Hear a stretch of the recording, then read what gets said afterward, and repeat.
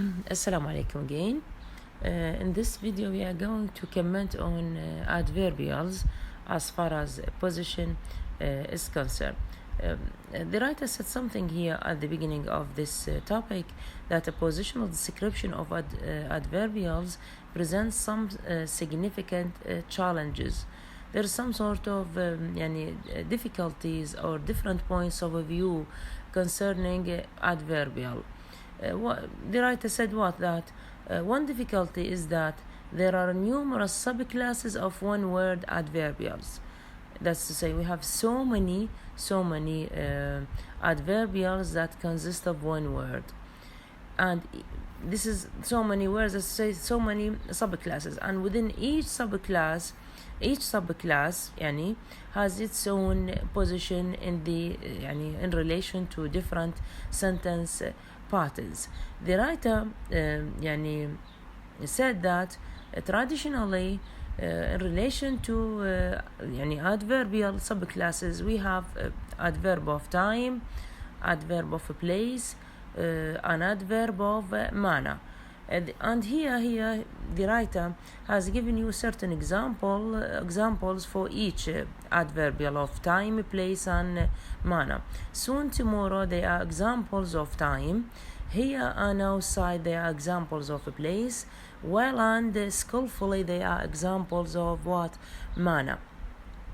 Then the writer has given you certain examples in which we see that the same adverbial the same adverb might be seen in different positions. You see it?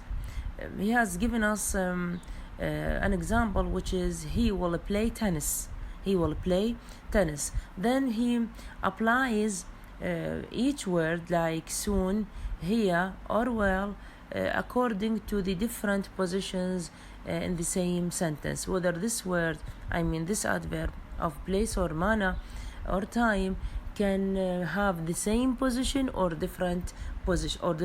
This is why we say the matter is challenging, because sometimes I see the same word like soon to occur at the beginning of the sentence, before the subject, to occur after the subject, to occur after the verb, or even at the end of the sentence. This is why we say it is the matter is somehow challenging. Okay, so soon can occur before the subject, after the subject, after the auxiliary, or after at the end of the sentence. But here I can see here to occur in a position before the subject or at the end of the sentence. That's to say, I can't put the adverb of place here after the subject, after the auxiliary. What about well? Well is restricted to a position at the end of the sentence. So you see now why the writer has now said that the matter with adverbial is somehow challenging. Why? Because it depends on the adverb itself. The adverbials are classified into subclasses. Each subclass has its own position. This is why we'd say it is challenging. Okay. Again, the writer has given you examples of tomorrow outside skillfully. Tomorrow can occur at the beginning of the sentence, at the end of the sentence, before the subject or at the end of the sentence. Outside, which is of a place, at the beginning of the sentence, before the subject, or at the end of the sentence. Skillfully, as an adverb of manner, can precede the subject, can be positioned after the auxiliary, or it can occur at the end of the sentence. So you see different positions depending on the adverb itself. Okay, so let's now comment on adverbial of time in relation to three different subclasses. Within time adverbial, we are going to say and see that adverbial of time can be of three meanings, can be of three subclasses. What are they? Adverbial of definite time, exact time, answering the question when, okay, such as yesterday, last week, at 3 o'clock, tomorrow, early, late, soon, then, now. So these adverbs, they are of definite time, exact time. So whenever I say now, I mean now, not yesterday or tomorrow. Whenever I say at 3 o'clock, I specify the exact time. You see? Not once I say at 3 o'clock again, I don't mean at 12 o'clock, for example. Okay? So, this is number one. Number two, adverbials of frequency. Okay? Answering the question how often. Frequency, answering the question how often do you do something. Okay? So I say always, I say never, seldom, rarely, frequently, often, sometimes, and generally. Okay. The third subclass of time adverbial is that of duration. Answering the question how long.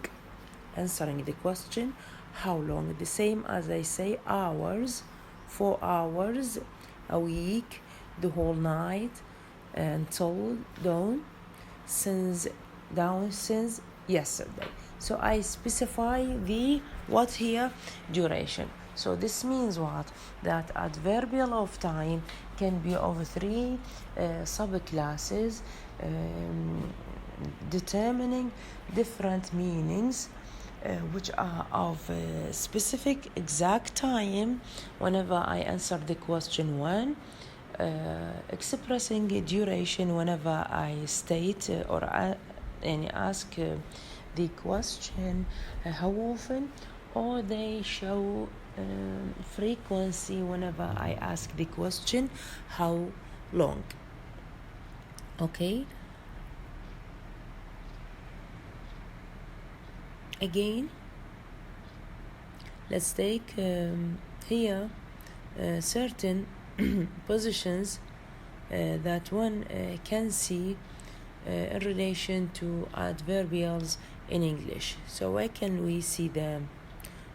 Okay, before the pattern, with or without juncture. Let's say whether they are separated by one of the punctuation marks or not. Really, you should know better.